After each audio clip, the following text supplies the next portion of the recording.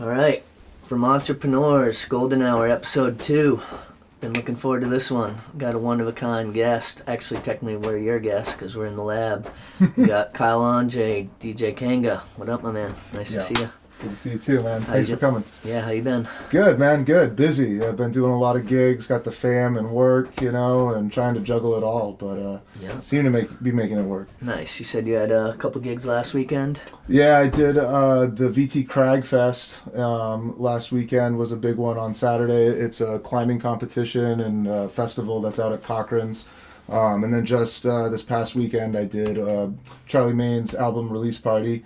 Peppermint Tea, I'll plug that real quick for him. Yeah, shout out to Charlie Mayne. Yeah, he's a good guy, man. Just the homie. And then I was at Monkey House too, so I'm just bopping around, trying to help people get their shows done, DJing, trying to do some of my own shows, and stuff. So yeah. But yeah, man, things are good. Sweet. How was it being back at Monkey ever? Because we don't do the third Thursday anymore. Yeah. So Well, I have to say I saw Taylor, the bartender. And it was good to see him there that night and told him, we miss, going there and doing that and everything. And it was kind of a different crowd, I guess, than like what we had at Third Thursdays. It was a younger crowd, I guess you could say, which was good to see. It was bringing some new heads. A lot of fresh faces that I hadn't seen before.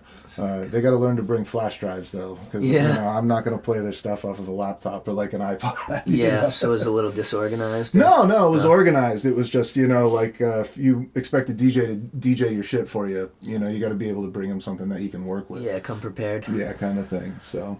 Well, sometimes we got to school these young bucks. They'll learn. Yeah. They'll learn. Yeah, no doubt. Well, shit, man, this has been a long time coming. I was trying to think on the way over here. Like, we've known each other probably since, like, 06 or something. Long time. Like, since, like, Riding High. Yep. It was like you were working at the skate shop. Yeah. And in passing, too, just through the skate scene back in the day. Yeah. Back before I blew an ACL and stopped messing with street skates. Yeah. But yeah, I don't know. Yeah, definitely. And Kyle Burrows and all that whole Symptoms Collective crew. I was at your video releases all the time back in the day, man. Yeah. And then like with chilling with Zach ZJ there in that back little spot, and that was one day I think I was up practicing and came outside for a skate, and that's when ZJ and I think we all kind of were like, oh, like realized that we all do the same stuff. Yeah, totally. So yeah, I remember like the Riding High days. We used to take the cool bus with Big John, and we'd ride down like everyone just smoking blunts and riding down to we went to like Warren for one little event there. I remember that. Yeah, and you guys, we owned the place because we brought all the like best skaters from Burlington. Yeah, that was a good time. Man. I just remember we pulled up in the cool bus, and this is obviously before weed was like legit, and there was just like stadies there, and we get out and it's just like pouring. I think they were just like I remember it was because John had the camera going. It was like everybody that got off the bus, there was a blunt or a J going and like ripped it as they got off the bus. It's funny how times change. Like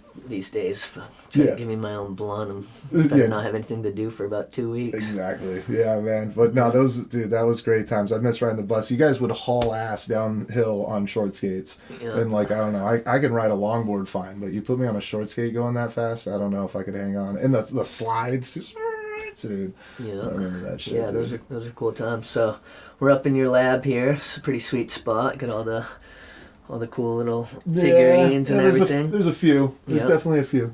Nice. So you were just telling me kind of off camera that you guys bought this place a little while back. Yep. And now you've sort of transformed this into your home studio there. Yeah. There needed to be a place where I could come and create, and have a place of zen, kind of. I tried the turntables out in the living room for a bit, almost so I could try and get my son to interact with them more. Mm-hmm. And it really just became, he wanted to just pull me away from the turntables whenever I spent time with him. Yeah. So it became something where I was like, all right, I guess I have to put him in a space where I can go and lock myself away and, and be in that zone, that creative zone. Sometimes just having the place that is that will make you create more, right? Exactly. Yeah. Sometimes it's funny, like being a family man, you don't have like a lot of free time. You're always like, the wife's got something for me to do. The kid's got his expectations. There's work, there's other people, friends calling, everything. And so sometimes when you actually find that time where nobody's doing any of that, and it's just you and your time, and I come back here, and it's like, what do I do? Yeah. You know what I mean? I have like this is foreign to me, right? Like I have downtime. Like what? And so sometimes I just boot the shit up.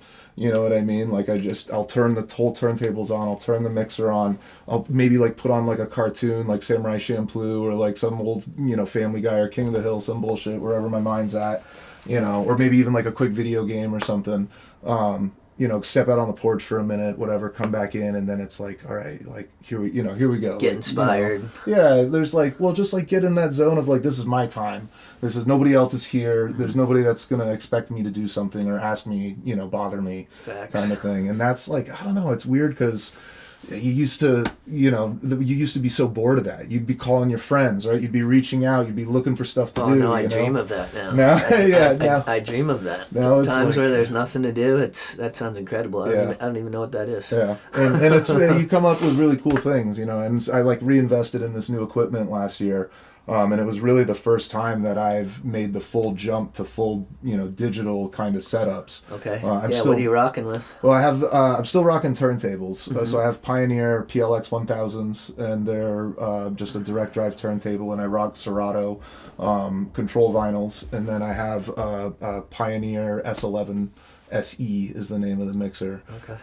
And basically that was like Pioneer's, or is, I guess, still Pioneer's like flagship. It's got all the bells and whistles, like everything you can do. And so I went from having a full analog mixer that didn't even integrate with Serato to now having a unit, like a mixer that I don't even need turntables. There's people that DJ and perform entire shows on this thing, shit. just on the mixer alone. Okay, so it has like CDJ type thing, or what? It can play things internally, and it's got multiple decks on the internal side of it, and it can sample and sequence, and it can loop, and echoes and fades, and low pass, high pass filter, you name it. That's crazy. So nowadays you can literally just carry that one piece of equipment and go do a gig. If I wanted to, but I hate doing that. Yeah. I usually bring just one turntable, you know what I mean? Because I got to be able to manipulate, and it's easier for me to like get things in time, and you can adjust, and there's lots of stuff you can do using the turntable as a controller, basically. Yeah. So let's go back a little bit. So how long have you been DJing?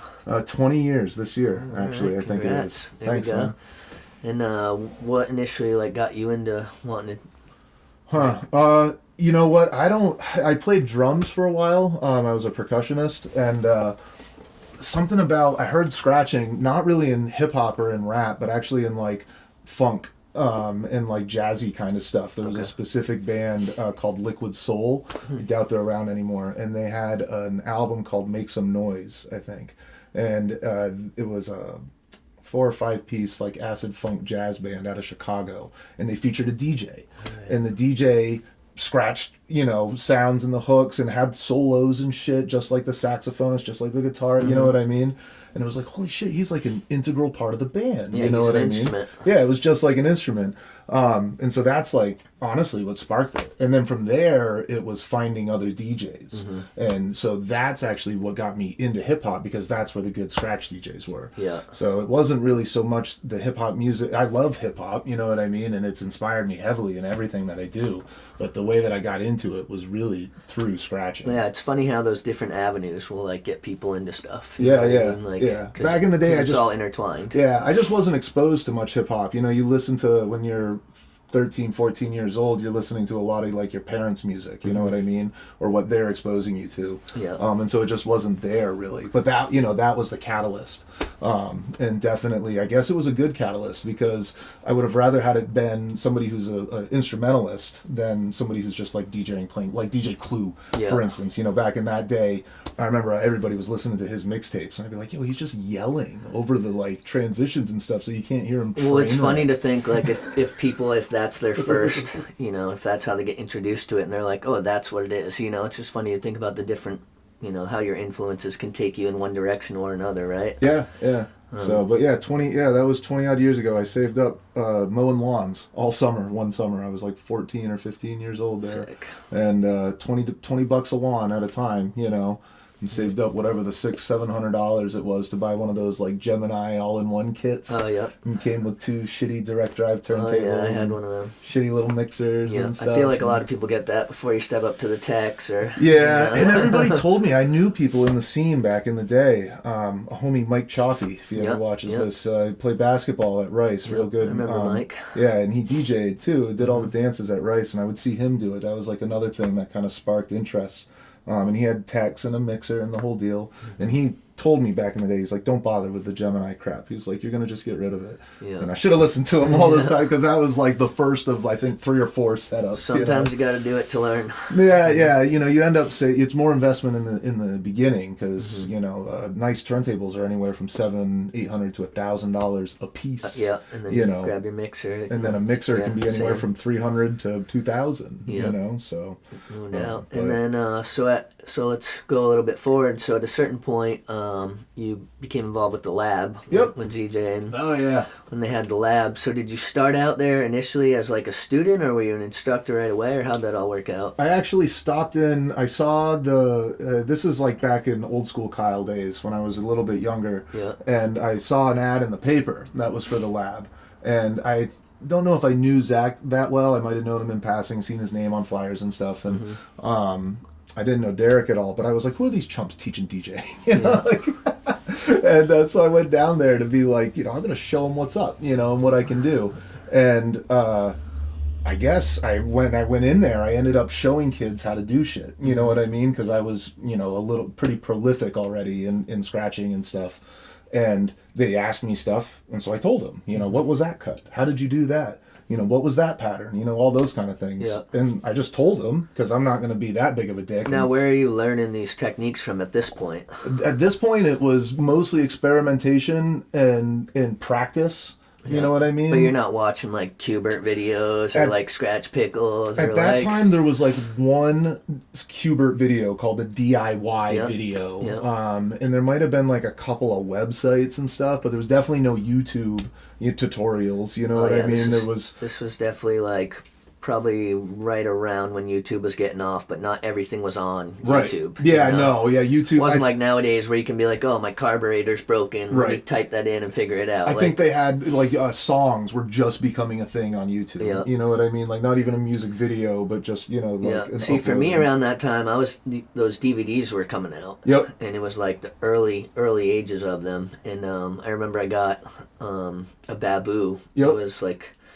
can't remember the name of it, but a Babu, and I eventually donated that to the lab. But I mean, there wasn't a ton of resources to come up that way, other than just meeting other DJs. Yeah. And like, back in the grassroots. Back in the day, it was like just like searches, internet searches. Yeah, or going to a show, or to a show, to a battle. Or, Here we didn't. Well, and God rest his soul, it was A-Dog. Yeah, Wizzle. It was A-Dog. And so I'd go watch him. Yeah. And I'd watch him DJ and how he did things, and scratched and was a part of like bands and shit. And all that kind of stuff. And he was a huge inspiration and mentor to, not only the way I DJ, but like the way I want to try and conduct myself, I think most people can say that. So. Yeah, people that knew him, exactly. He left a pretty big imprint on all of us. So. Oh, absolutely. And still, to this day, it was cool. We just had A-Dog Day number 9, which was a good time. It was awesome, man. I spun for 5 or 6 hours that day. Yeah, that was awesome. It was funny because initially I was asked to play, and then never heard back, and then it was like 15 minutes before, you were upstairs, and Humble's like, you ready? We're going to go on like 15 minutes upstairs. I was like, what? I'm playing tonight? So, that's cool, That's some hip-hop right there. Just step up. Yeah, did a little impromptu set with you, so that was fun. Yeah. Thanks for having us up there. Dude, anytime, man. All freestyle, and it was funny because like the way Jeff and I will freestyle, we'll make up little hooks as we go, and like people don't think we're freestyling. I mean, I mean, Humble is amazing. He's awesome. We've actually been doing some stuff together recently. kind of on the down low. But basically, whenever we get together at a set, I have some beats picked out that I know he's gonna dig, that are ones that I haven't played for him, that are new. You know, something so that it's gonna spark his mind, and then we just go. Yeah. And it was Brett North, actually, I believe it was at one of the shows down there at the Bent Nail Bistro, they call it now. It used to be Sweet Melissa's, and was saying, I gave him a ride, and he was saying on the way back, like, oh man, Humble's so dope, you know, and I can't believe, like, you know, he came up with that hook and all that other stuff and whatever. I was like, I know, it was all freestyle. Yeah. And he's like, wait, what? And he's like, you know, you were in, and I was in on it, you know, like, I was part of that, you know. Yeah, like, we've been doing it for a minute, so, you know. Well, yeah, I mean, both you guys can just rap for days, so. Yeah. But yeah. Yeah, he's always one of my favorites. Remember one night we were down at Green Door, and he was like double timing in like this English accent and just absolutely murdering it. And I'm like, dude, you are so nasty. Dude, like, yeah. Well, back at the Third Thursdays, we would do those cypher sessions, and you know, people want to hear like the industry beats, you know, stuff that they know, you know, and whatever. But the DJ that I am, like, I kind of want to fuck with them a little bit, you know? Yeah, I mean, for me, from an MC perspective, that's the last thing I'm trying to freestyle over. Is like, I want to hear new shit, because like, how many times can you rhyme over shook ones and still be like innovative and like you just tend to get in those same patterns and all that. So you said it, but it was just funny. So like, I'll play weird, like even like Ugly. You remember that one by Bubba Sparks? It's just like mad weird, you know, off tempo. Or I'll start playing like drum and bass shit, which, if you think about it, you can just rap halftime too. Yeah, or double time. Or if you're humble, you can rap double time in an English accent, you know, and like, I don't know, weave in and out of it. Yeah. Oh man. Yeah. So it was just fun. I have this like vivid memory of dropping one of those in, and Sin was on stage, and he just looks at me and just like puts the microphone down, and then Humble picked that shit right up. That's hilarious. Yeah. Nice. I don't know. Not everybody's into it, but I can dig. You know, I play all sorts of different styles. So yeah. Absolutely. So I was going to go back to the lab a little bit. So at a certain point, so you know, you walk in there, and you know, you're showing kids what's up, and then how does it come into fruition about you? And, we got tangented. You know, that's what we do in the show. We just. You know, it's like, what's your favorite color? Want to ride bikes? You know? No, that's great.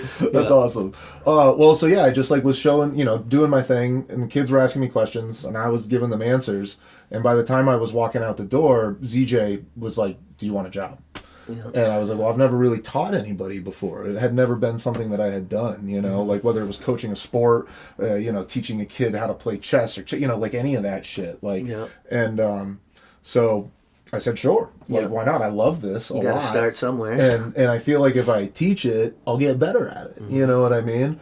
And so, yeah, and we started in that little closet in the back that was like that tiny little hallway. Yep. And somehow fit 3 turntable setups back there. Yeah, so it was... The initial spot was like 19 Church Street, but all the way in the back. And then later on, it ended up moving to the front, which then became later on Janky, and now part of Swan Dojo.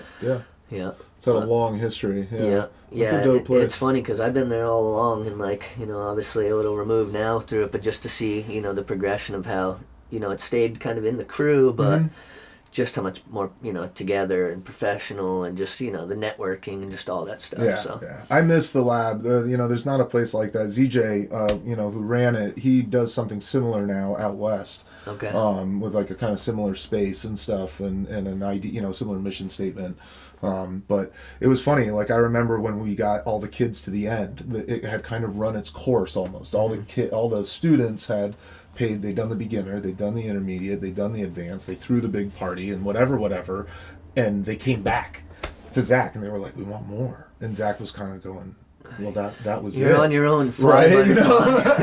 But you know, and so they still needed more direction, and so that's when he came to me, and I came up with all like the elective courses. You know what I mean? Like, let's get a little bit more specific about. Yeah, because you got involved with schools at a certain point too, right? Yep. Yeah, and then once they were done, I branched off and still taught lessons for a long time to people, just privately.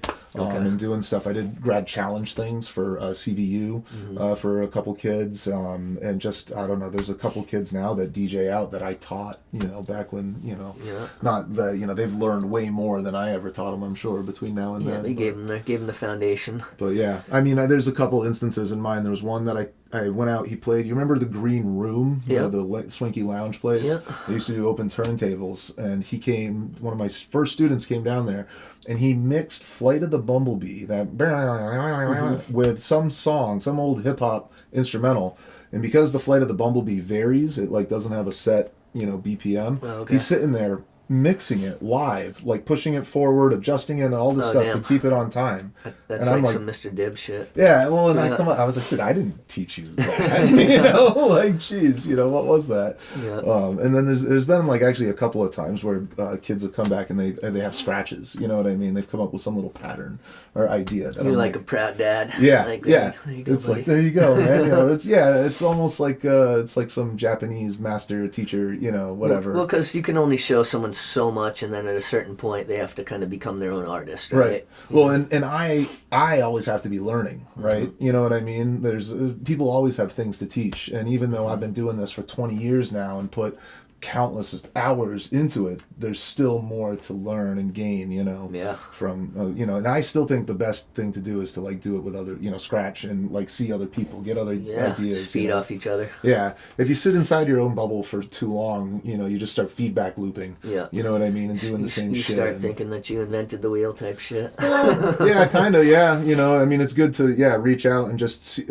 I'm the kind of person that gets inspiration from people that are like better than me or like doing more than me. Different, yeah. You know what I mean? So I know like some people might see that and get like beat up by it, or whatever, or like I'll never get there kind of thing. But I also just enjoy. I think scratching and turntablism in general is a fully. What's the word? Subjective? Is that the right word? Yeah. Like you can't tell somebody if it's good or bad, right? You know what I mean? Whatever you do with it is as long as it sounds good. Well, I mean, yeah. Even if it sounds like shit, I guess if you enjoy it. Oh yeah. You know what I mean? Well, that brings me to another point too, where it's like the difference in DJing, because you'll have DJing where you're featured, and then it's like if you get hired to do, let's say, a wedding or whatever, then you're kind of like catering, right? Mm-hmm. So it's like. I mean, I'm sure you've been hired for gigs and stuff like that. So talk about, kind of, the balance there. So let's say you're doing a wedding or something, and it's like maybe you're kind of swallowing a little bit of your soul. Or whatever, to the point where it's like, I'm sure you're not hyped to be playing like the fucking chicken dance or whatever it is. But, Yeah. I mean, man, that's a good question, Trav. It's been a long journey, obviously, of DJing and doing gigs and deciding on like, what do I want to do with this and why do I do this? Who is it for? Mm-hmm. And just like you said, like when you're doing a wedding, I'm not doing that for me. Sure, I'm getting a paycheck at the end of the day, and it's substantial. In weddings, you make bougie money. Yeah. But at the same time, zero of it is for me. It's all 100% of my DJ skill is going towards these other people. Yeah. Right? It's like for them. You know what I mean? To make sure that they're happy, that they're doing whatever they want. And I know DJing is this thing where you're making people dance, right? And you're like, it's this.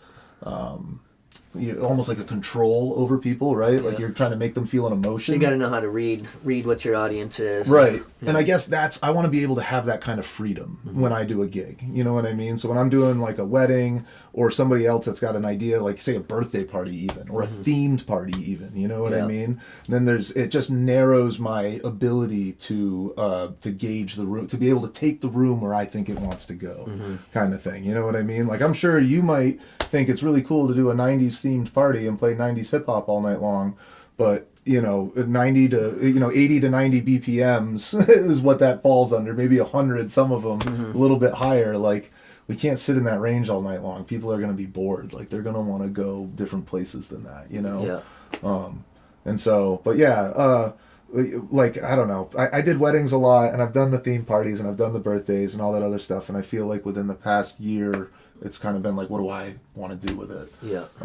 And I still love doing hip hop shows, like helping hip hop acts out. Yeah, that was cool. You were over at Above the Radar. And been there for quite a few years now at this point. Yeah. And, those dudes always put on a great time. Yeah. But that's like a great example. Like there, I don't think the first day I was there, I didn't play any hip hop. Yeah. I played all down tempo, lo-fi, like that kind of stuff. Well, and that's the other thing too, is once you have as much experience as you do, it's about what you're into, but also reading the vibe, right? Right. Yes. So you're like, if people are just kind of hanging, watching people paint and doing this and that, Yep. it doesn't have to be if you're there for 2 days or whatever. Yeah. You don't have to be blasting, DOS effects in their ear for Right. fucking 48 hours. Yeah. Or like if I get there and as much as I want to play some festy trap shit because I'm in that zone, and I get there and the sun's setting and there's 13, 15 people plus the artists, it's like, this isn't the time of the place. Might be a little more RJD2 vibe. Yeah, exactly. Let's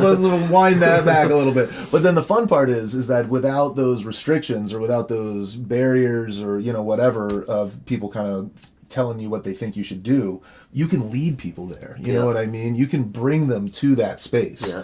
Start edging them. Right, and that's what I think is one of the most fun parts about DJing. I saw a stupid online quote the other day that's actually really resonated with me, and it was, a good DJ plays what you want to hear, but a great DJ plays what you didn't know you wanted to hear. Yep. And that's where I want to be, is in that end of the universe, because all the times that I go out and play these gigs where I get requested for like the same shit that's being played on the radio all day. Yeah, you're like, why am I here? Right. What's the point if you're just gonna, the same old shit? Like, didn't you hire me to do me? Yeah, well, that exactly, right? Yeah, and so that's, and I've actually had a few people come up into my events where it's been to see me DJ. Yeah. Not to see like the rappers performing or whatever. It was to, see me do my thing. Yeah. And that's really cool. It's reassuring, to know that, it's not something that I just think sounds good, Well, the DJ is the backbone for all you kids out there who think that's just someone pressing the buttons in the background. That's true, Without yeah. a DJ, you just got some fools standing around with microphones. Yep, so don't get that twisted. It's for sure, man. It's like, you'd be surprised how many times though that a gig will be fully planned and I'll see all the rappers' names and stuff and the event coordinator and all that stuff, and I don't see a DJ's name. Yeah. Yeah, that's a fucking damn shame. Yeah.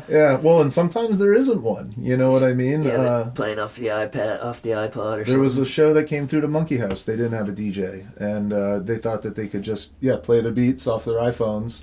They didn't have anybody in between. There was only 3 acts, so they started at 9. They were done by 10:30. Yeah. Like there was, you know what I mean? Nobody to keep the party going. They weren't going to switch to house music. Well, again, that just goes back to experience, and it's like, you play yourself a couple times like that, and then you're gonna realize like, oh, maybe we need to holler at Kanga or hit up one of the other buddies. Yeah, and I come through for that kind of shit. It's not like I'm in it for the money. You know what I mean? Well, I was gonna say, you're like, it seems like you're kind of like the resident DJ, quote unquote, for like a bunch of different groups and a bunch of different, whatever, just outings. Like, you're always someone that people reach out to because you're easy to work with, and you're gonna be professional, and you're gonna show up with your equipment, and you're gonna bring the flavor, right? Yeah. I mean, I want to try and make everybody sound better. You know what I mean? Like, that's my goal. And so, if you come to me prepared, knowing what you're gonna do, then I feel like I can, help that along. I've had MCs at the end of DJing their sets for the very first time being like, I've never had my set sound better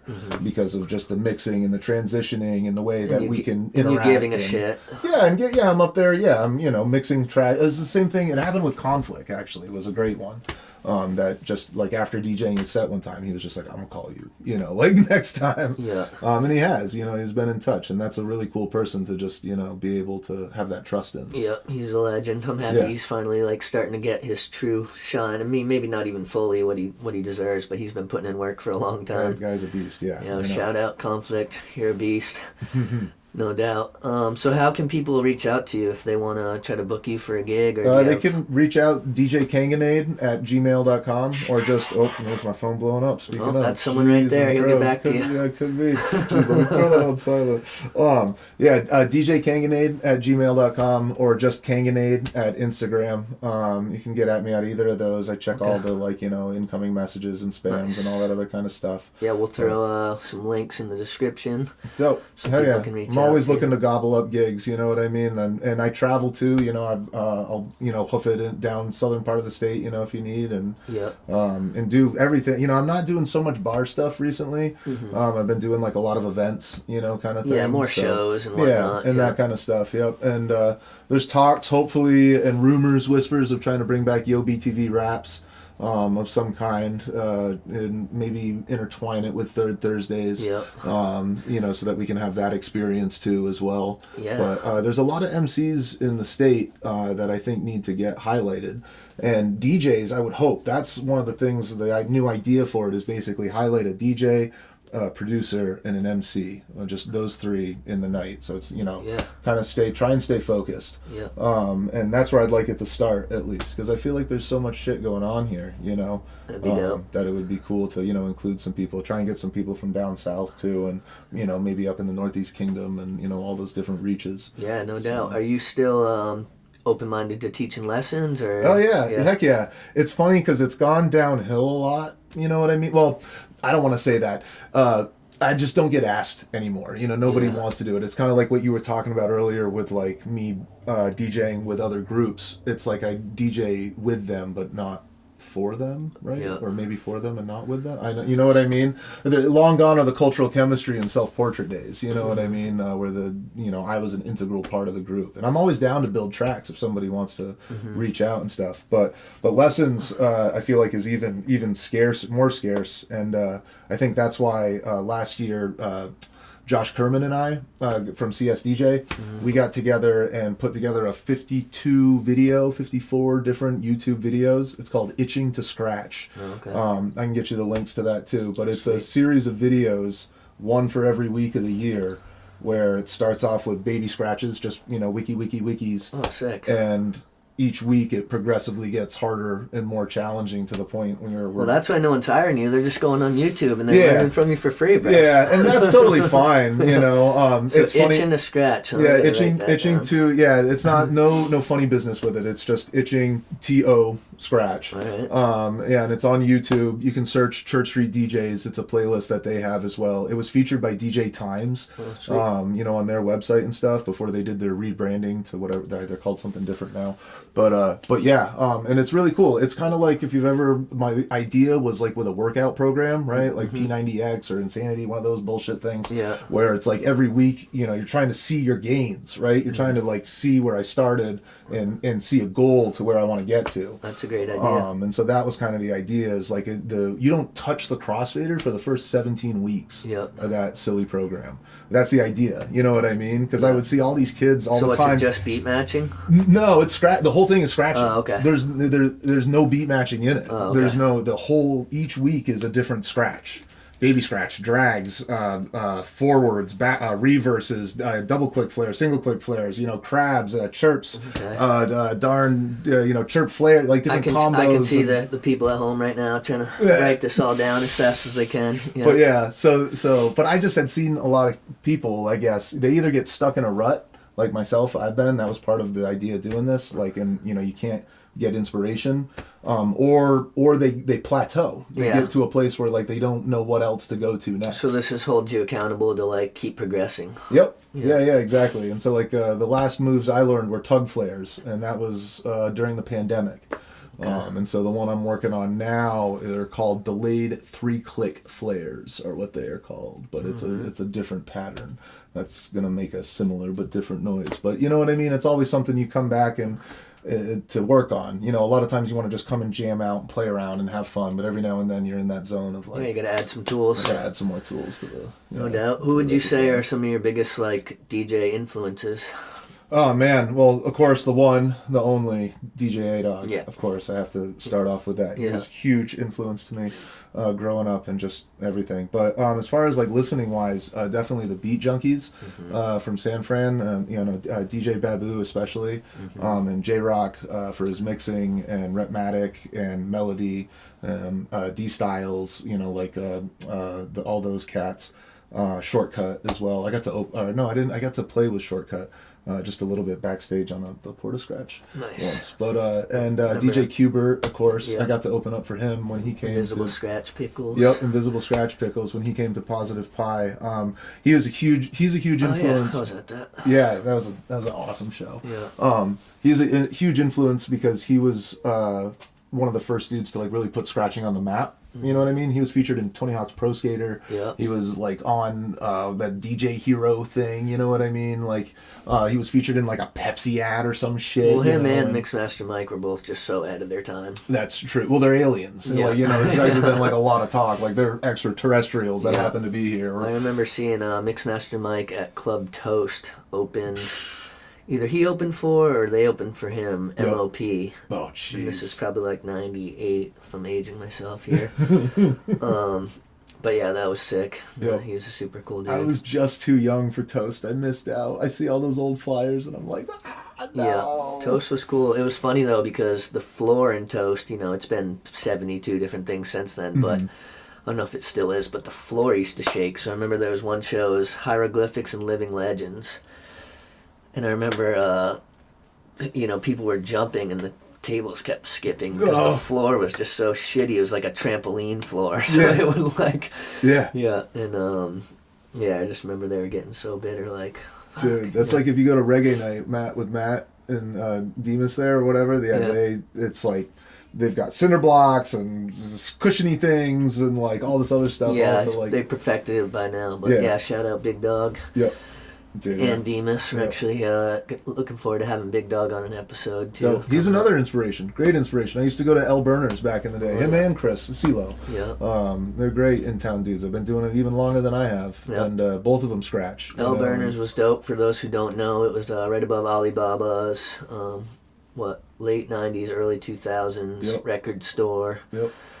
Matt Robinson, DJ Big Dog. That was like the only place you could find scratch records back in the day. I bought countless records there. So I needed, because and then they had hip hop singles too. So I go get a whole bunch of like hip hop singles with instrumentals and shit, and like a new scratch record or two, you know, with all these different sounds and shit, and then just go home and go nuts. Yeah. And you know, and then I just like bought back in there, and I was always that little kid because you know at that age I think I was like 14 or 15 years old, you know. And you know, coming up there and find the place be hazy as fuck, and they're scrambling, you know. And I remember one time wanting to use the record that I bought. I was like, "Can I finally like broach that barrier?" I was like, "Can I try it out? Like, can I put it on the turntable and try?" And they're like, "Of course, you know." And I remember what they had it on was like this, you know. And I was, you know, getting littler. I hadn't hit that growth spree. Like I'll never forget that, like you know, just like barely being able to see over the table and trying to cut to show them like I can do something, you know. But they're like, kid, just keep buying records. Yeah, get the hell out. Get your records and go. No, it was dope because Big Dog would have like the little mix CDs too. You know, he was getting at the time like still maybe even tapes was getting like the Tony Touch shit, which would be around. Like he would have some like cool DVDs and whatnot. Hell yeah. But yeah, El Burners was the shit. Yep. That's what's up. Hell yeah. So where do you see yourself going with, you know, with the whole approach to DJing, you know, and I guess go at it transcending even like a business side of it, just like you're talking about just learning new, after 20 years still learning, you know, new cuts and new patterns and all that. Like, is sky the limit or what? Yeah, I mean, it's definitely something I never want to stop doing. You know, I got it tattooed on my skin. This is the symbol for sharp cut, you know, on a crossfader curve when you turn it all the way over, you know, and that's, you know, how you get all that nuance and definition with your scratches. So it's something I want to do for my whole life, you know. I never want to stop. And I think, and I know this sounds weird, but, you know, I've been doing a lot of shows for other people my whole career. A lot of pro bono stuff even, you know, if people need help doing, you know, a show and they need a DJ, like I'm always there. You know, DJing for other rappers or, you know, whatever. Maybe time to start putting yourself on. Well, and headlining first. Yeah, maybe not even headlining, but just focus inward a little bit. Like, why, you know, I think we talked about it a little bit earlier, but like, why do I do this? You know, who is it for? And ultimately it's why I do it is because I love it, you know, and it's a way that I express myself, and who it's for is for me. It's got to be first. Right. Otherwise, what you're putting out there is not going to be good. And so it's nice that other people seem to dig it, you know, and like it. But I think for the future is kind of go more towards that end of the universe, is kind of like what do I like and think is cool, and kind of throw it at the wall, and if it sticks, cool. Wow yourself, so to speak. Which is, I think, I've been talking actually with my homie Heilig, Heilig Art. Shout out him. You'll probably see some of his art. We here. see you, Nick. But maybe trying to get into like the festy circuit, and travel around a little bit. And also some of those pay pretty well too. Once again, it's not about the pay. Yeah, it's not about the money. But it is nice. But and what I see though is I see these people at festivals. They're playing music similar that I like. This like high energy, like electronica music that I'm into right now. That's like sometimes mixed with rappers and stuff and other things.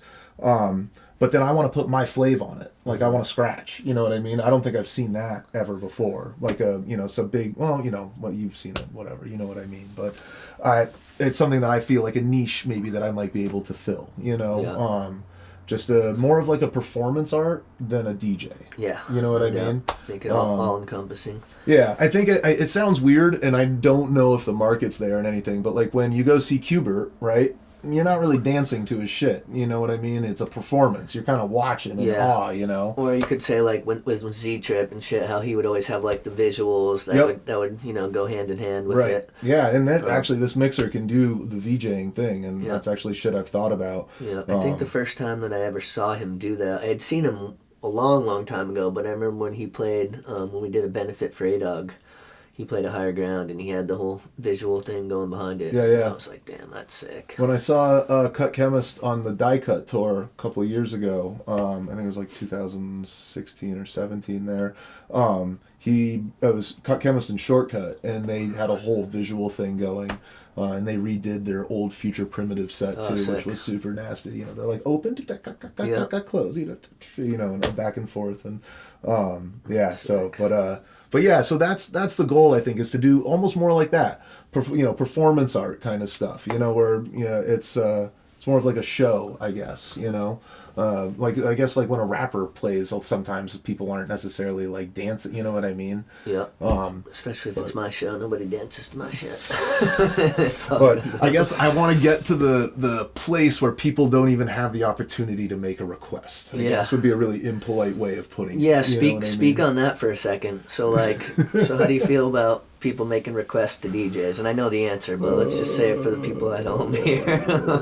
That's a hard fuck out of here, right? Yeah, well, I had a funny interaction there because I try and be nice. You know what? I try and be good. Yeah, and, fuck it. It's 2022. Fuck it. Let them be triggered. Back when I was doing all vinyl, because like a long time ago, that's all it was, right? I was like actually highly against carrying crates, bro. Yeah, I used to. Talk to our boy Big Dog about it. Yeah, he knows, man. Yeah, and bring more records than you'd ever need to an event. Yeah. But so it was a good excuse to kind of be like somebody came up and made a request, and I'd be like, don't got it. Like look in the crate, you know what I mean? Like it's some Madonna song, or I don't know, they want to hear Lil Weezy or something off the radio, Britney Spears or some shit, and it's like it's not in there. Yeah. You know what I mean? Like and sometimes like I have some funky shit in here. The stacks are deep, But now with the computer, people come up and they expect that you have everything. But I'm hooked up to like the internet's worldly database of every single song. And even if you are, it's like I'm the fucking DJ. Just go listen. And that plays more into it. Is like, you could. What are you trying to go out for? Are you trying to go out and do what you want? Listen to what you want to hear. You can do that in your own home. You can throw your own little house party. Yeah. We used to throw fucking house parties all the time. They didn't hire fucking DJ college kid tonight. They hired Kanga. So. I used to do college parties all the time, and I fucking loved it. You know what I mean? And I try and play all that top 40 bullshit back in the day. But in any case, I had somebody come up the other day. This was at an event downtown Burlington, and we'll try and keep names and places for the most part out of it. But they kept making requests to the point where, and a few of them I didn't even know, less have. You're like, Lil who? Well, and so I'm asking them about genres. I'm asking them about genres, vibe, whatever kind of thing. And this person, I won't even name a gender, but I don't think it needs to be named, came back and started looking through my computer. Oh, wow. And wanting to see the tracks that I had. And at that point, I took off the headphones and I said, "Why don't you DJ? It looks like you really want to do this, so do it." And so gave it away. They tried, put the headphones on, and started pressing buttons, and stuff's going awry, and things, and press the record, and it stops. Realize why you're the one up there and not them. Yeah, exactly. And it's kind of a weird, embarrassing way to do it, but it's sometimes I think the only thing that works. Yeah. But then afterwards, I said like the person kept wanting to request. I didn't really deter them, and but afterwards I was like, you really should. Like, do it. You know what I mean? You can get a rig. Matter of fact, you can hire me. Yeah. I'll teach you. There you go. Or go watch Itchin' to Scratch at least. Paris Hilton actually is not a half bad DJ. She got taught by a kid who used to live here. Well, I've seen her BJ video, so it can, you know, if you can BJ, you can BJ. Edit. Yeah, but yeah, so yeah, it's not far off. It's only a couple letters. Yeah, but one letter. Yeah, switch the B for the D. Yeah, but, oh man. But yeah, so in any case, but she got trained by a tractor dude that used to live here in Vermont and has gotten his chops over in Ibiza, Spain. I'm not going to remember his name right now. But same thing with Shaq. Shaq's DJing right now. He goes by DJ Diesel. Yeah, Shaq does a bunch of parties. Yeah, and he's doing a halfway decent job. I actually heard him scratch the other day. You know he's got to be in it for the love, because that dude is not. No. He does not need money. Exactly, dude. I see that guy handing out dollar bills to like inner city kids, you know, just for like making free throws and stuff. Yeah. You know, trying to big up the community. So he's definitely doing it. Gives the kid $1. The kid's like, really, $1, dude? No, yeah, he flips it over. It's a C-no, you know. Yeah. But yeah, it's like, I actually saw a video of him. Somebody shared it with me. And he was scratching on a controller and stuff. And my buddy asked me, he's like, what would you rate his skills? And I go, honestly, I'd give him a 5 for like skills. You know what I mean? He's average. He's doing okay. But he's using a controller, so he gets -1 point. Yeah. And he was playing LL Cool J's Rock the Bells, and he scratched over LL's lyrics in the verse. So he gets minus another point. So he gets a solid 3 for cut skills. All right, so that's something we got to touch on here. But let's talk about, you know, DJs in general, or, you know, people on the come up, and like etiquette, right? Yeah, yeah. Like, there's just like, especially with live MCs, it's like you don't cut when dudes are in the middle of rapping. Like, you don't. Like, in on the flip side, you don't. I mean, it's one thing if you can do it in the background and you understand that, but you're not gonna, like, you know, kind of talk a little bit about that. Yeah, I mean, it's a really hard kind of like I don't know, line to broach, because each person wants to do their own thing and be heard. But you have to find the correct spaces and the downtimes and the uptimes and whatever. And a lot of that is just knowing your music. And the kind of cuts you can do if someone's rapping. Right. And, you know. Well, yeah, and like with what samples you have and stuff. Yes. You know, if you have like a little sample that goes, yo, you know, you're not going to be able to do some really long, wavy cuts with it. Everything's going to be chip, chip, chip, chip, chip. Yeah, yeah. You know, but it's about knowing who you're playing with. I think that's why Humble and I have such a good rapport together, and like Conflict and I, is we know each other's spaces. We know where each other. I've always been hyped whenever you've DJ'd for me. I'm always like, yeah, this dude's just on. Yeah, like, well, actually, it happened with Charlie Maine as well. On Juneteenth, he had me DJ down at the waterfront with him, and he had his record deal person there, the record executive, whatever, and he came up to him afterwards and he was like, the DJ, something, you know, whatever, like, that's awesome, you guys have been working together. And Charlie was like, no, we haven't been. He just comes down and does this. He just gets it. And I don't even tell him what to do. Yeah, he just gets it. He's a vet. Yeah, and so, well, and that's something really refreshing, even like I was saying, like for A-Dog Day, and I'm like, all right, I'm going to go jump on now, and it's like you DJ, and I'm like, all right, word. You know, sure. Like, like it's all good. Right. And I guess that's where, I don't know, I mean, like, maybe it's through experience, you know what I mean? I don't know if I've ever was told to not scratch over somebody's lyrics. Yeah, and I mean, I won't say, like, you won't cut at all over someone's. It's like, you're just not going to be dropping, like, other vocals and, like you said, like, long samples and stuff. Like, you know, it's like, like you said, you know the music and you know kind of... There's ways to, like, accent and stuff. Yeah, and it's the reciprocal relationship between the DJ and the MC, obviously. Right. Which is what it all used to be, you know what I mean? Well, back in the day, the DJ was the party, and the MC was just, you know, the one who bigged up the DJ. Yeah, That's what, you know, a lot of you new kids don't even know. Go back and do some history. Like, you know, it revolved around the DJ. Your MC is not the headliner. MC is literally there to just be like, go Kanga, go Kang, you know, and big them up, you know, and obviously... You know, it's transitioned a bit, but don't get it twisted. Without a DJ, you look silly. You just up there. That's how Self Portrait started. Actually, it was Eric Rico, the producer, and Trono, whatever the main rapper there. Joe. Rico rapped as well. Yeah, Joe. Yeah, they had their first ever show, so they had been working together, doing some stuff. And their first show, they were like, we can't go without a DJ. Like, not only do we not want to play our beats off an iPod, but we don't want to, come like these whack, herbs. We want to come correct. So they called me. Actually, it was High Leg, speak of again, who got us in connection. And I think it was at Finnegan's, and we were opening up for like a metal band or some shit. No joke. I fuck with like that. Vaporizer, or Savage Hen, like one of those. Oh yeah. I actually actually remember exactly what you're talking about. I think it was Vaporizer. Yeah, and so we went and did the show, and I think we practiced maybe once before, and afterwards they were like, "You're our DJ.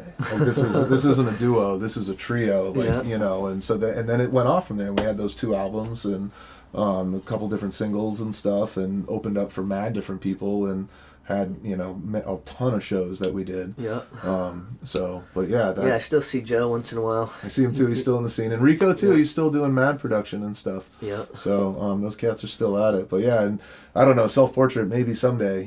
Same thing with cultural chemistry. That was even more moving pieces. That was 6 people. Yeah. And just you get that many moving parts, it's hard to keep. Yeah, it's tough together. Too. As you get older and people get families and careers and everything. It's like trying to coordinate. Even just like you said, your own free time, then is that going to coincide with other, 6 other people's free time to do everything from practicing to lying it out? Yep. Yeah, we used to practice in my living room, like every Tuesday night. Cultural chemistry did. Me, Zach, Warren, Scott. Who else was there? Jamie and Lyric and myself. Yep. Yeah. So shout out Lyric, Jamie, Jamie Bright, all them. Yeah, all those cats. Dude. That was. I mean, we got dubbed in 7 days as the super group, the Burlington, and that felt really cool. Yeah, that was. I mean, the cultural chemistry opened up for Big Boy at Higher Ground. And Cutmaster Swift was his DJ and shit. Sick. And we got to meet them backstage and everything and talk, and they big us up. Wait, is that Rod Swift? No, Cutmaster Swift is different. He's actually even more OG than Rob. He's even before that. Okay. But I've gotten to meet Rob Swift a couple times too, and Executioners. Yeah, DJ with him a couple times, and at Positive Pie with little Don P, Carlo's son, the owner's son. We did a down the line thing.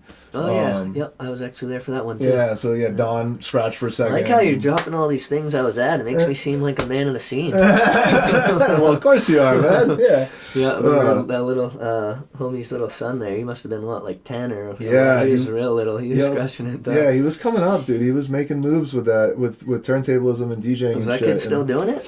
I don't really think it's his main focus. I always wondered once he hit puberty if he would stick with it, because you never know. You see these kids that are little, have potential to be prodigies, and it's like, it's a tough thing. Get into girls, and isn't that what ends it all for all of us? But I talked to Carlo a little bit about it, and I think it's just between different interests and growing up, and I think too, like when your parents ask you to do something, no matter what it is or how cool it is, you got to be super about it if you're gonna stick with it. Right. For sure. Exactly. Yeah. And that was with me with martial arts and everything. It's like at a certain point, it's like, am I doing this for me, or when they're telling you to do it? Right, and it's like that was like me in sports. I remember my mom wanted me to try out for JV basketball, and I was all done playing basketball. Mm-hmm. You know what I mean? I would rather skate like in the winter inside. You know what I mean? Like in or go snowboarding on the mountain, or whatever. And so I totally bumped the JV tryouts. Oh, you just purposely blew it? Yeah, because awesome. I didn't want to play. Your mom was like, "Why do you suck so bad today?" I don't know, off day. Yes. Just so happened to be the coach is like, "We don't have a place for you on the team." I'm like, "Thanks, coach, please." Yes, damn. But scratching, DJing was never that. You know what I mean? Nobody ever told me to do it. Nobody ever was like, "You should get better at it." Even, you know what I mean? You suck or whatever. It was this thing that was, I don't know, that I think I worked on it at least a little bit enough. Because I wanted to be good at it and like progress. That by the time I worked for 2-3 years, I want to say, because I wasn't the most popular kid in high school, and so before anybody had heard me, I'd already put in all these bedroom hours. You know what I mean? Well, that's the way to do it too. It's like people want to be validated so bad these days, and it's like, no, put in the time with whatever it is. Put in the time, and then put yourself out there, because you never get a second chance to make a first impression. Yeah, that's the other thing, and it's not to deter people from putting themselves out there, but it's like, hone your craft. It's like, hone it a little bit at least before you start putting yourself out there. Connect with some other people, Yeah. have them bring you up. It's a hard thing because you get excited, you know, and I'm sure, like, you know, you listen to yourself and think you're sounding good and stuff, and it is good to push, you know, and know that. But yeah, I don't know, man. It's a double-edged sword kind of thing, because when I was young, there was no Instagram, there was no YouTube, there was no Facebook, so there was no, like, the only people I was seeing were professionals. Shit, there was none of that when I was old. Yeah, but you know what I mean. But like, so the only people I was catching were they weren't people that I could really relate to. Yeah. These people were already successful; they had already made it, you know, so they were people to aspire to. And what you get now, I feel like, is a lot of people see Instagram, they see Facebook, they see people that are maybe they think are on their same level but are getting more success, whatever reason it may be. And that can be discouraging to some people, you know what I mean? Or they'll see somebody else's gains, like where they're going, you know, where they've gone in a short amount of time, and they'll get discouraged because they haven't made those same gains, you know. Like in the past year or so, you've seen I've gotten into bolly song flipping, right? That silly thing. It's just a fidget thing, really, is what it is. And I've noticed, because I follow videos and shit like that, and I'll see people that have been doing it the same amount of time that I have, and they're fucking bonkers. You know what I mean? Yeah, well, you gotta realize, too, that everybody progresses at different rates and at different times and all that. You know? And it's not my main hobby, you know, and different times, all that shit. But all I'm saying is... They don't have a little kid. Right, but all I'm saying is some days I feel down about that. Some days I'm, you know, other days I'm like, whoa, I want to try that, you know. But when I came up doing this turntablism thing, none of that shit existed. There was nobody to tell me yay or nay, good or bad. There was only what I wanted to do with it, you know. And there was zero expectation of like what good was. Well, because you should start doing something like DJing or whatever, skateboarding or any of that for yourself because it makes you happy, not because what you think's going to come of it. And that's like where this huge misconception. I think these kids these days are kind of misled with all, you know, the Instagrams and all the new stuff. It's like they just think that, oh, I just started this, now that's going to make me a professional skater. And it's like, A, probably not, okay? And B, don't be into it for that, you know? Now, if you have it and you work hard enough, sure, that could happen, but you should be doing this, especially when you're young, because you enjoy it. Yeah, you know? And DJing is like, you see a lot of people get into it to make money. Same thing with rapping.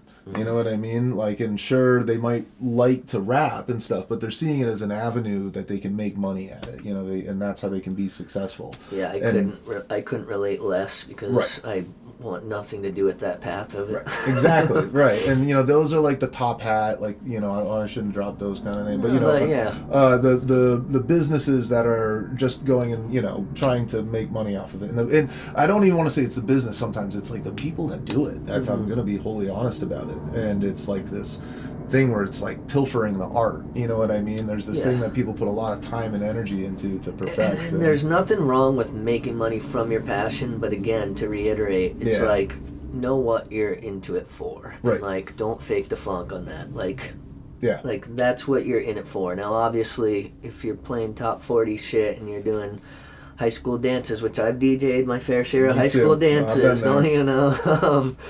But, you know, I also would never consider myself a DJ because that's why I was doing it for that little check. You know what I mean? Yep. And that's, you know, and really, if you get a kick out of doing high school dances and I don't know, all that kind of this was stuff. 20 years ago, but yeah.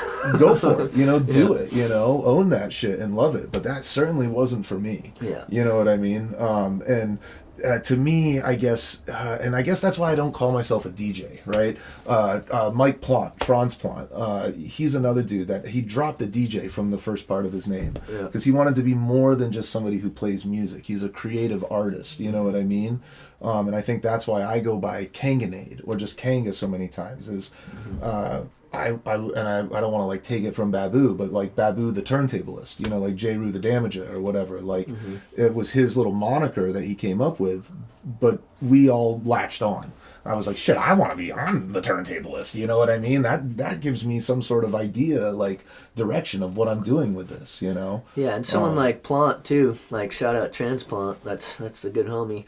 It's like he literally is doing more than DJing with all the different samples of everything from like cultural to political and all that too. It's like he's not just sitting there, you know, I don't even know how to necessarily sum up what he does when he plays, but you know what I'm saying. He's it's multifaceted. Yep. You know? Yeah, multimedia. Yeah, he's got turntables and CDJs and and so I guess that's how I feel about it. Is maybe there's like I don't want to make a distinction, but you know Yeah. what I mean? It's like what we do is different. You know what I mean? Going out and playing songs to get a check at the end of the day and make everybody happy is different than expressing yourself through these musical pieces of musical equipment, you know. Facts.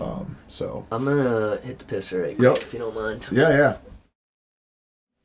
Well, I mean, the iHomie was so dope, like all recorded on the phone and shit. It was super cool. Yeah, so that's what I wanted to talk about next. Was I wanted to thank you for coming through for iHomie. Oh, dude, of course. So hyped to have you be a part of it. Dude, that was such a fun event. Yeah, and iHomie is still available. It's free on YouTube, or if you want to go to Golden Hour VT, you can pay $3.99 and get the HD digital download. Support Sean and I, $4. So you know, whatever you spend on one PBR at the bar, it comes with 4, I believe, digital posters as well. So check that. But yeah, so you came through at the T-Rex Theater for the iHomie actual official release party. That was sick, dude. That was mad fun, dude. Yeah, I hadn't seen, you know, what the last one you did was Good Things Come to Those Who Skate, right? Yep. And that was a minute ago. Yep, 2010. But yeah, I think it was cool that the iHomie was the first time I've gotten to be a part of it, you know. So before then, Yeah, I don't that's think crazy. we were like as in good a connection. So. Yeah, I mean, it may have been that, and also just, you know, when you're doing an event, it's like, how many people can you get, you know, for certain things. So it's like, you know, I've always tried to kind of keep the balance, but Yeah. I remember the not Piece of Time, Family Tree. Family Tree, dropped, and it was, you guys did it like down off Flint Ave, right? Yeah. Yeah, like I can remember the space. Well, so that one was crazy because we had, you know, 208 Flint Ave, we had, you know, this big warehouse, huge party, and it was supposed to start at, I don't know, 8 o'clock or something, and at 7 o'clock we had 750 people there. And unbeknownst to us, they had a fire limit of like 400 or something. Jeez. So now it's like 7:45 and we're about to play the video, and the fire department's there, the cops are trying to shut us down. I remember And I that. just locked the doors and locked them out and went and pressed play. And, you know, so I guess it was the cops at first, and I was like, no, you're not coming in. And I press play, and then the fire department comes, and they can do whatever they want. You know, They're gonna chop the door down. Yeah, the fire department shows up. If they want to come in, they're coming in. So I think we got about halfway through, and we ended up moving it over to Kennan's studio, because, you know, we had all these kegs, we had Switchback as a sponsor, and, you know, all this stuff lined up. We ended up doing another one, another release party at Higher Ground, I think it was, but yeah. And I know you said it was 2010 was my last one. Now, to my defense, I wasn't slacking this whole time. I had kids. And also I was filming for other videos. I just wasn't making my own. I wasn't putting you on the spot. No, it's all good. It was me looking forward to it. Yeah, you know what I mean? I needed that, you know, like with Kyle Burrows bringing back like the B-side stuff recently. Yeah. And like filming on like old tapes and stuff and everything too, like giving that old school vibe is kind of dope, you know? It's a thing that it's like nostalgia for us, but to the younger generation, it's new, you know? True.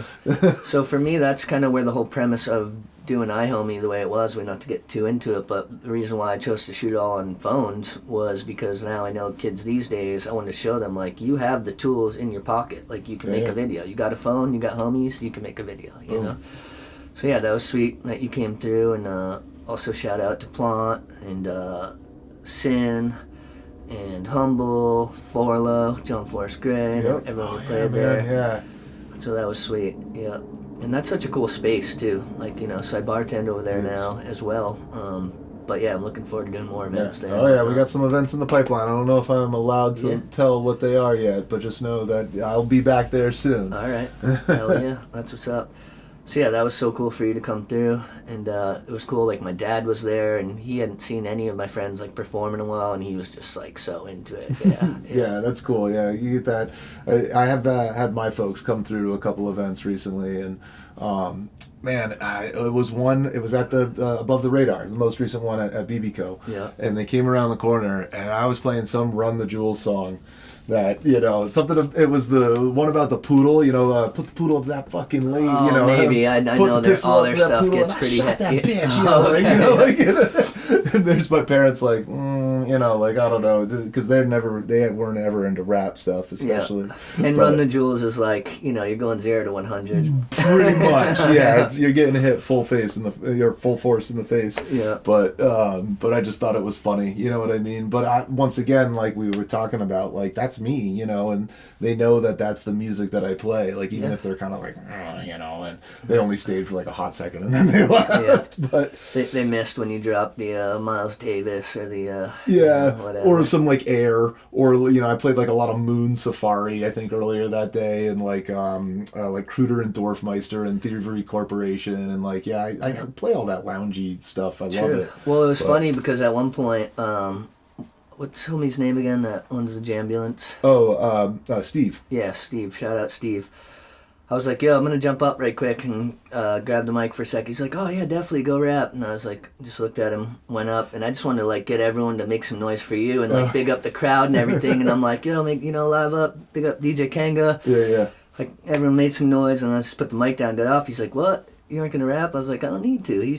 Kanga's got this. He's absolutely crushing it. Thanks, and it's man, like, that kind of goes back to, you know, what we were saying prior to it. It's like, you know, the DJ is the backbone, and it's like, sure, there's times that rap's appropriate, or people, MCs or whatever, but, you know, DJ's just crushing, bro. Just let the DJ do his thing. I mean, I guess like a lot of MCs probably consider me like in their back pocket. Like, I've got a handful of MCs in my back pocket, you know. Yep. So like, if there's a event that I'm invited to go DJ at that I think MCs would fit well at, you know, just you know, open up that little book and take a look. Yep.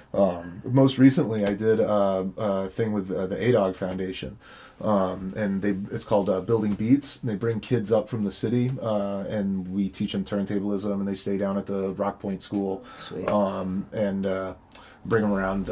We take them record shopping and shit. You know, pick out dollar singles, and then they build a beat out of it. And, that's awesome. One of the many cool things that Friends for A.K.A. Foundation is doing. Definitely check out Friends for A.K.A. Yeah.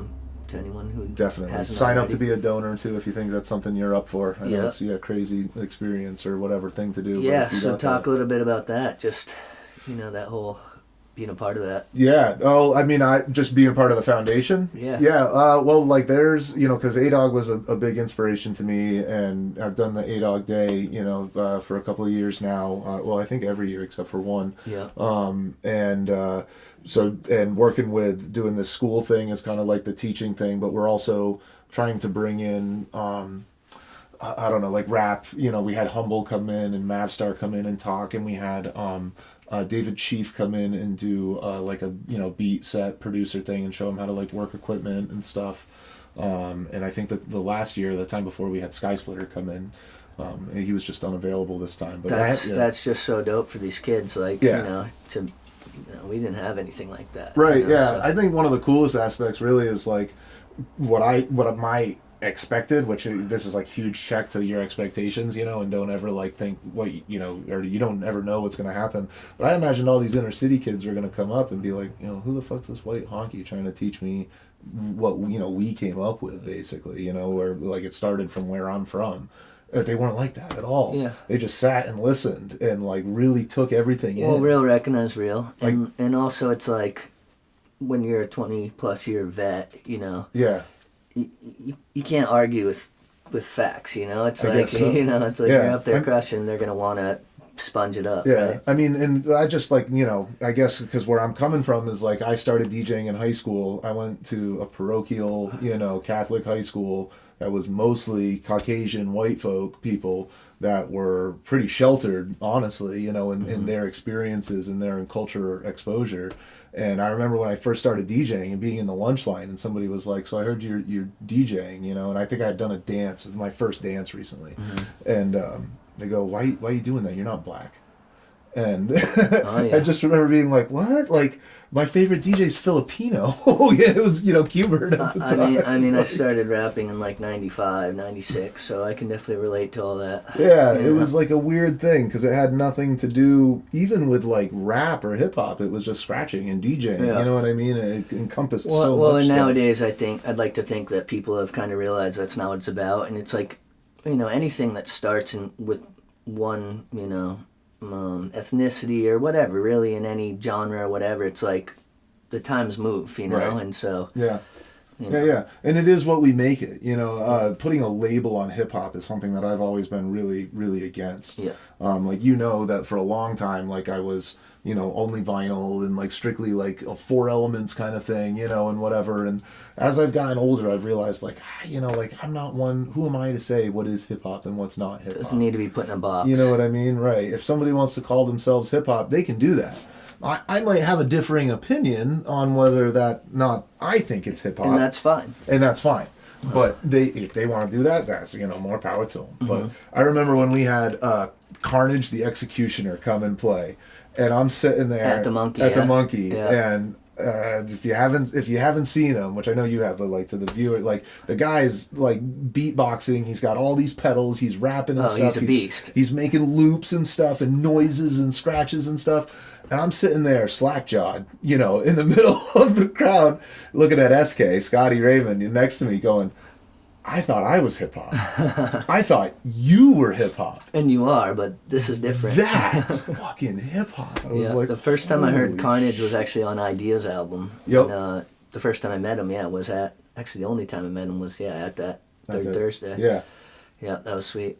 But it's just cool when you see hip-hop, your idea of hip-hop reflected in somebody else, and like that guy has put just as much time and effort pushing boundaries, in doing it different, and doing different shit, whatever he thinks he wants to do, you know what I mean? Yeah. And it's really awesome to see that, you know what I mean? I feel like there's so much that goes on today where people are trying to impress other people, whether it's because of social media or because they want to be popular. But like the thing came up a while ago in one of those Vermont hip hop forums. There was a group that was getting chastised because they were rapping over their own lyrics. Yeah. Which the old school heads like you and me is like, why we don't even have to talk about this, right? It's a huge thing. We don't do that. No. But the people that were being told not to rap over their own lyrics were saying, all the people we listen to do it. All the big shows we go to do it. And it's like, this is like the lemming mentality. And I know that's like a not real thing, but like those lemmings were forced off that fucking cliff, right? Yeah, and they all followed them. You're going to keep folling the forced lemmings off the cliff? For me personally, I will say, like, I'm never rapping over my own lyrics. Like, I'm just not. But I don't care. If someone else wants to, whatever. So here's where I'll get, like, I'll play devil's advocate, I guess. And it's one thing if you want to do a listening party, right? Conflict did a listening party, right? When he came out with Back to Basics, we all just went and listened to him play the album. Yeah, but he wasn't rapping over it. Right, he wasn't rapping. That's what I'm saying. It was a listening party. Yeah. And so there was these guys at one of these past events I did recently, and they told me before they go on, they go, play it as loud as you possibly can. And I'm like, well, okay, we're in a pretty small venue. Like, in the sound, I know the sound will blare people's ears out. It's going to be too loud. Whatever.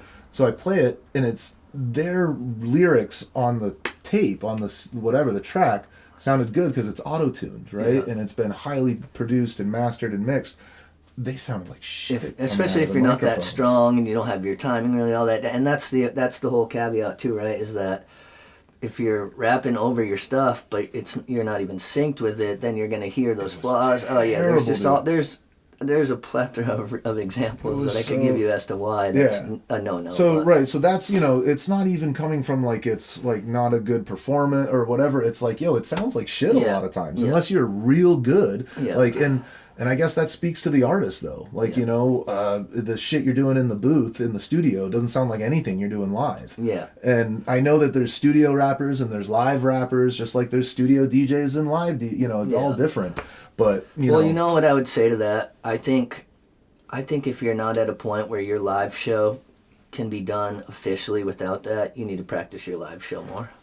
Yeah, I mean, that's what, when Zach Crawford and I got together and did that triage track for his 2019 or XX, whatever, 1X, the idea of that was I came to him and I was like, I would like a track that's short with some build-up and breakdowns that I can make a scratch track to, but I'm going to make it so, like, because a lot of scratch tracks are made with different samples from different records. A lot of them are, like, different layers, you know what I mean? Mm-hmm. Like, the tracks come in when one ends and vice versa. It can't be performed live.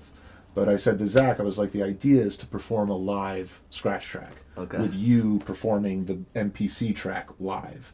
Right. You know what I mean? So that just takes work, right? And it just took time and practice. Yeah. And that's what that video, the triage video, if you just search like Sky Splitter triage or even Kanganade triage, it'll pop right up on YouTube. Yeah. But it was filmed by Church Street DJs, and it's in the alleyway of Nectar's and over at Democracy Park or whatever, and up on top of Yeah, you're sitting there, you got the... yeah, and thing right Zach's in your lap, sitting there yeah. doing this, and I'm on the porta, doing this and whatever, and that was the idea, though, was like this track that was recorded in the studio could be performed live, just like that, like even on a freaking street corner. True. You And what I'll say too is there are some tracks that it's fine if they are just studio tracks, but some tracks aren't meant to be done live. I think. I really think. And I'm all for like high production, like a lot of the Sin tracks I have, a lot of the lyric tracks that I have that I've done with like even when I DJ out for those guys, they have those like accents, like one of their words of like last one of their hooks or lines, is comes through on the beat. You know what I mean?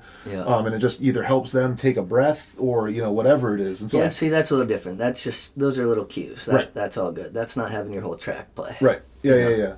And so I don't know. It got said recently about I think Lil Pump who's coming to Higher Ground on Halloween, and they said, "Oh, I'm gonna. That's a nice $45 to spend to watch somebody jump around on stage while they play their SoundCloud." Yeah. But the funny thing is that I guarantee it's gonna sell out. Yeah. You know what I mean? And case in point, when Cultural Chemistry opened up for Waka Flocka Flame, he did that same thing. Yeah. 2 sold out shows back to back, night after night. Crazy. Yep. And all he did was jump around on stage while his music played. He didn't even have a microphone, I think, at some point. That's crazy. And so that's where I guess I have a hard time, because somebody calling that hip hop, that's when I start to get a little defensive. Yeah. You know what I mean? Where it's like, Yeah, and for me, it's like I'm not the end all, see all, So it's like people can be into whatever they want, but we're also entitled to our opinions, right? Yeah. I think the main thing is like an interaction. That's what I see it as. If you really want to get back to its roots, it was like the DJ was playing music. The MC was saying things on the microphone. The breakers were out there dancing, and the graffiti writers were doing art. You know what I mean? The skateboarders were in the and the back skaters end. were all there, right? And just even the people, there at the party, were there for the whole experience. You know what I mean? It wasn't like going back to the requesting songs. Like those people are there for their own experience. They're not there for the group experience. No doubt. You know what I mean? Well, I'm glad you mentioned Sky Splitter. Shout out Zach. We actually have an episode with him coming up. Should be out in a couple weeks. And we also have SK, Scotty Raymond, and Capes from the Anthill, which will be live from the Above the Radar with all the finished graph. That one's gonna get filmed next week. Dope.